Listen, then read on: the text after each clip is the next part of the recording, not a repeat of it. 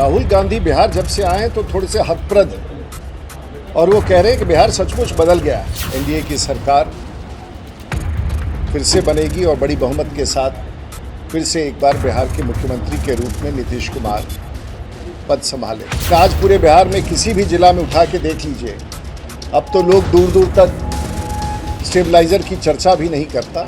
SIR के मामले में लगातार कांग्रेस पार्टी और सभी सहयोगी दलों ने एक प्रकार से भूचाल सा मचाया।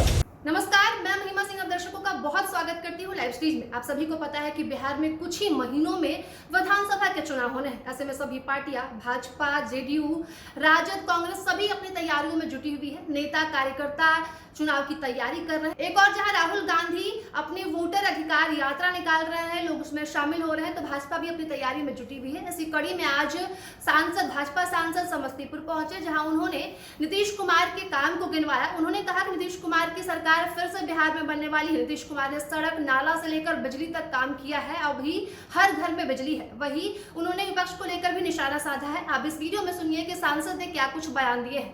विधानसभा चुनाव के पहले बहुत सारी स्थितियां उत्पन्न हो रही, लेकिन एक बात स्पष्ट है कि फिर से एक बार बड़ी बहुमत के साथ एनडीए की सरकार फिर से बनेगी और बड़ी बहुमत के साथ फिर से एक बार बिहार के मुख्यमंत्री के रूप में नीतीश कुमार पद संभालेंगे। देश की सरकार नरेंद्र मोदी की सरकार है और उसमें जो सभी पार्टियां एनडीए के घटक दल हैं उनकी भागीदारी है। और पिछले 11 वर्षों में देश की सरकार ने सामान्य बजट के अतिरिक्त लगभग 14 लाख करोड़ का निवेश बिहार में विशेष रूप से किया है। और आज बिहार एक बदला हुआ दृश्य दिखता है, चाहे वो राष्ट्रीय उच्च पथों का जाल हो, चाहे गंगा नदी उत्तर बिहार और दक्षिण बिहार को जोड़ने के लिए निरंतर लगभग 11 बड़े पुलों का निर्माण हो गया और 4 निर्माणाधीन हैं। लगातार बिजली का खपत बढ़ता गया और बिजली के संरचना को पूरा करने के लिए एक वृहद पैमाने पर, चाहे वो पावर सबस्टेशन की स्थापना हो, चाहे ग्रिड की स्थापना हो या राष्ट्रीय ग्रिड से जोड़ने की हो। और एक ज़माना हुआ करता था बिहार में जब लोग अपने घर में स्टेबलाइजर के बिना आम, चाहे वो एयर कंडीशनर हो, वाटर कूलर हो या फ्रिज हो, बिना स्टेबलाइजर की कल्पना नहीं करते थे। लेकिन आज पूरे बिहार में किसी भी जिला में उठा के देख लीजिए, अब तो लोग दूर दूर तक स्टेबलाइजर की चर्चा भी नहीं करता। गुणवत्ता वाली बिजली सामाजिक क्षेत्र में, चाहे वो सेल्फ हेल्प ग्रुप्स हो या फिर आयुष्मान कार्ड की योजना हो या फिर 400 रुपये से बढ़ा करके 1100 रुपये तक पेंशन की योजना हो, हर क्षेत्र में एक प्रकार से विस्तार और स्वरूप बदलता जा रहा है। जिस तरह से निरंतर बिहार में रेलवे स्टेशन का नवनिर्माण हुआ है, लगातार बिहार के लोगों को देश भर से जोड़ने के लिए रेलगाड़ियों का परिचालन हो रहा है। जिस प्रकार छोटे डेस्टिनेशंस और टूरिस्ट डेस्टिनेशंस को जोड़ने के लिए मेमू ट्रेन का चलाया जा रहा है। पर्यटन के विकास में लगातार पूरे बिहार में एक बड़ा प्रयास किया जा रहा है, चाहे वो पुनौराधार हो, चाहे गया हो, चाहे वैशाली हो या छोटे स्थानों में नालंदा हो, पावापुरी हो, राजगीर हो या बौद्ध तीर्थ स्थली के रूप में निरंतर कई सारे भारत सरकार और राज्य सरकार के प्रयास चल रहे हैं।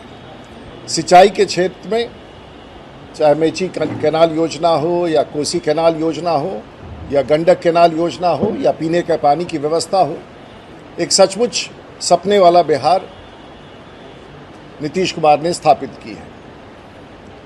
और फिर से कई सारे राजनीतिक सवाल भी राज्य में खड़े हो रहे हैं। इस बार दुर्भाग्यपूर्ण है कि हम सब सदन में जीत के जाते हैं। मेरा तो ये 7वां बार है, एक बार विधायक रहा, 7 बार सांसद रहा, छपरा से मेरा राजनीतिक लगाव रहा है। लेकिन इस बार लगभग 325 नए सांसद जीत के आए और इस बार चाहे वो जिस भी दल के हों, वंचित रह गए हैं। उन्हें मौका नहीं मिला कि सदन में सिंदूर के चर्चा के ऊपर, जो भारत की बड़ी जीत है और पाकिस्तान के खिलाफ जो भारत का अभियान था, पाकिस्तान को परास्त किया गया, लेकिन ऑपरेशन सिंदूर के अलावा पूरा सत्र में किसी प्रकार का बहस नहीं हो पाया। ये दुखद है। एसआईआर के मामले में लगातार कांग्रेस पार्टी और सभी सहयोगी दलों ने एक प्रकार से भूचाल सा मचाया, लेकिन अफसोस है कि जो समय था उनके पास अपने मतदाताओं को जुड़वाने का, उस समय पार्लियामेंट के बाहर ये बड़ी राजनीतिक पार्टियां हंगामा मचा रही थी। और मुझे लगता है कि जैसे बिहार के मामले में 60 लाख से अधिक मतदाता अदृश्य है, ये सवाल उठता है कि क्या अदृश्य मतदाताओं से ही, चाहे वो कांग्रेस पार्टी हो या आरजेडी हो, क्या अदृश्य मतदाताओं के आधार पर ही आज तक चुनाव जीतते रहे हैं? एक बड़ा सवाल। थोड़ा सा गलतफहमी के शिकार तो है ही हैं। और जहाँ तक मुझे पता है कि राहुल गांधी बिहार जब से आए तो थोड़े से हतप्रद हैं और वो कह रहे हैं कि बिहार सचमुच बदल गया है। और चलिए इसी बहाने एसआईआर के बहाने वो बिहार घूमने का प्रयास कर रहे हैं। एसआईआर संवैधानिक गतिविधि था जो चुनाव आयोग ने किया, और कांग्रेस और पूरे प्रतिपक्ष लग करके उच्चतम न्यायालय पर गए। अगर गलत होता तो उच्चतम न्यायालय उस पर रोक लगा सकता था। इस वैधानिक कार्रवाई पर उच्चतम न्यायालय ने रोक नहीं लगाया।